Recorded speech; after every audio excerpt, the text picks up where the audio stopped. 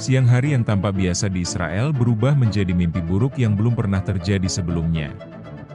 Suara sirene meraung-raung memecah langit, menggema di setiap sudut kota, menandai dimulainya salah satu serangan paling menghancurkan dalam sejarah konflik Timur Tengah. Dalam hitungan menit, langit Israel dipenuhi dengan ratusan rudal dan drone tempur yang meluncur dari berbagai arah. Siang tadi, Iran bersama kelompok Houthi dari Yaman melancarkan serangan skala penuh terhadap Israel dengan total lebih dari 600 rudal dan drone yang ditembakkan secara serentak. Ini bukan serangan biasa. Ini adalah serangan balasan. Balas dendam atas kehancuran dan korban jiwa yang tak terhitung jumlahnya di Gaza akibat operasi militer Israel. Serangan ini menjadi penanda bahwa konflik ini memasuki fase paling gelap ketika negara-negara dan kelompok perlawanan bersatu untuk menantang dominasi militer Israel secara langsung. Sekitar pukul 13 waktu setempat, suara ledakan pertama terdengar di pinggiran selatan Israel. Awalnya dikira hanya serangan rutin dari Gaza, tetapi dalam 5 menit berikutnya lebih dari 200 rudal mulai menghantam wilayah tengah Israel. Beberapa rudal melesat sangat cepat, sulit dideteksi radar biasa. Beberapa lainnya datang dalam jumlah besar dalam formasi gelombang. Menyulitkan sistem pertahanan udara Israel, Iron Dome untuk mencegat semuanya. Sistem pertahanan yang selama ini dibanggakan Israel akhirnya tumbang di bawah beban serangan simultan dari arah Iran dan Yaman. Iron Dome kehabisan amunisi interseptor lebih cepat dari biasanya. Rudal-rudal yang tidak tertangkap menghantam kawasan vital termasuk Tel Aviv, Beersheva, Ashdod, dan bahkan Haifa di utara. Ibu kota Israel Tel Aviv mengalami kerusakan paling parah. Gedung-gedung pemerintahan, pusat komando militer, dan infrastruktur sipil seperti rumah sakit, stasiun kereta, dan pusat perbelanjaan luluh lanta oleh ledakan. Ledakan besar terjadi di dekat markas Kementerian Pertahanan. Api berkobar hebat di beberapa titik. Kepanikan menjalar cepat. Warga yang awalnya bersembunyi di tempat perlindungan mulai panik karena suara dentuman tidak henti-hentinya mengguncang tanah di bawah mereka. Iran yang selama ini hanya dituduh berada di balik layar konflik ini menyatakan keterlibatan langsung. Dalam pernyataan yang disiarkan oleh saluran TV pemerintah Iran, serangan ini adalah bentuk pembalasan atas darah anak-anak Gaza yang tak berdosa.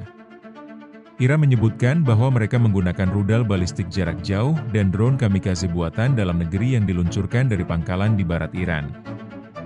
Rudal-rudal ini bukan rudal biasa. Beberapa di antaranya tergolong hipersonik. Bergerak dengan kecepatan lebih dari 5 kali kecepatan suara dan sulit dilacak. Sasarannya jelas menghantam simbol kekuatan militer dan politik Israel di pusat ibu kota.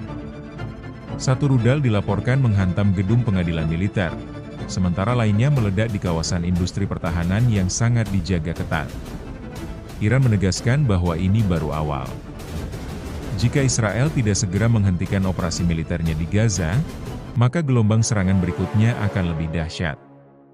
Iran juga menyerukan kepada semua front perlawanan di Timur Tengah, termasuk Hizbullah di Lebanon dan milisi Syiah di Irak untuk bersiap dan bergerak bersama. Kelompok Houthi yang berbasis di Yaman tidak tinggal diam. Dalam koordinasi penuh dengan Iran, mereka meluncurkan ratusan drone dan rudal jelajah dari arah selatan. Houthi menggunakan drone kamikaze yang mampu melesat jauh dan menghindari deteksi sistem radar. Drone ini menargetkan pelabuhan Israel di Eilat dan pangkalan militer di Gurun Negev.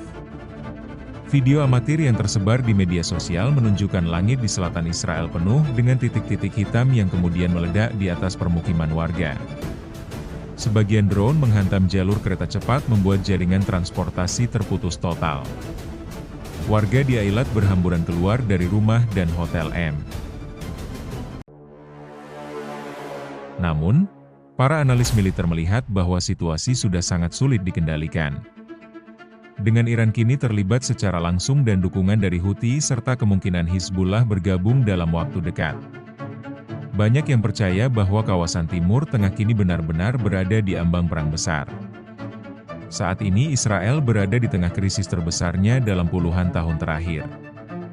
Serangan dari Iran dan Houthi menandai babak baru dalam konflik Israel-Palestina yang selama ini hanya dianggap sebagai isu lokal. Kini konflik itu telah berkembang menjadi ancaman dunia. Ibu kota Israel porak-poranda, rakyatnya ketakutan dan dunia menyaksikan dengan cemas. Apakah Israel akan melakukan serangan balasan terhadap Iran secara langsung? Apakah Amerika Serikat akan terlibat militer jika konflik meluas? Bagaimana reaksi Hizbullah dan negara-negara Arab lainnya yang selama ini bersikap netral atau diam? Satu hal yang pasti, peristiwa siang ini bukan sekadar aksi militer biasa. Ini adalah pesan keras dari poros perlawanan bahwa mereka tidak akan tinggal diam melihat Gaza dihancurkan. Mereka siap membalas dengan kekuatan penuh, bahkan dengan risiko perang besar. Dunia sekarang menunggu apakah konflik ini akan berakhir dalam diplomasi atau berubah menjadi bencana besar yang melibatkan lebih banyak negara dan korban jiwa. Di jalanan Tel Aviv, hanya suara ledakan yang terdengar. Di langit Israel, rudal masih melesat. Dan di seluruh dunia, orang-orang menahan napas menyadari bahwa satu percikan sudah menyulut api besar yang bisa membakar seluruh kawasan. Cerita ini belum berakhir, mungkin baru saja dimulai.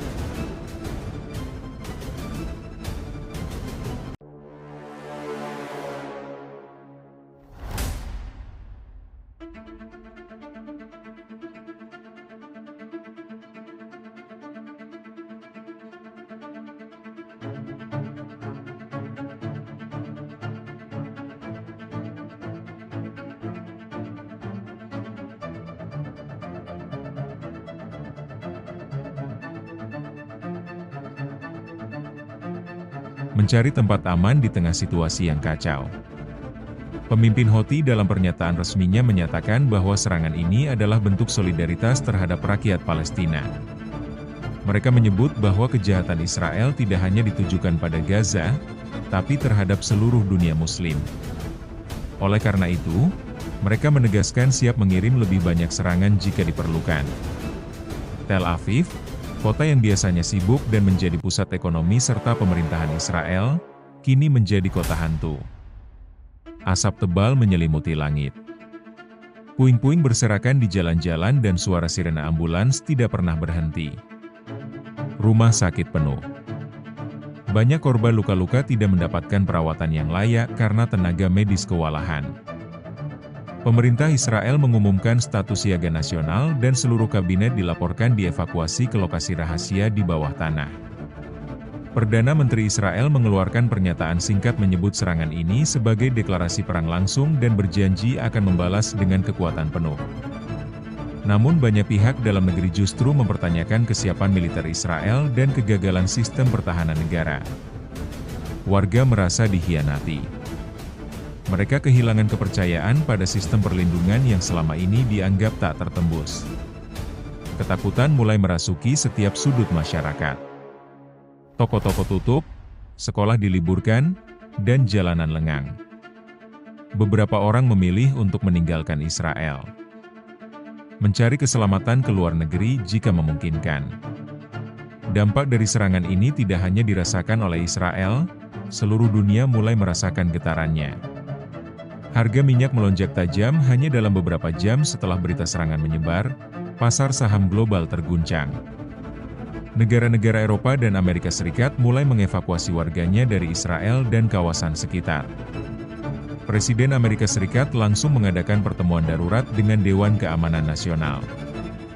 Rusia dan Tiongkok meminta gencatan senjata segera dan mendorong PBB untuk menggelar sidang darurat.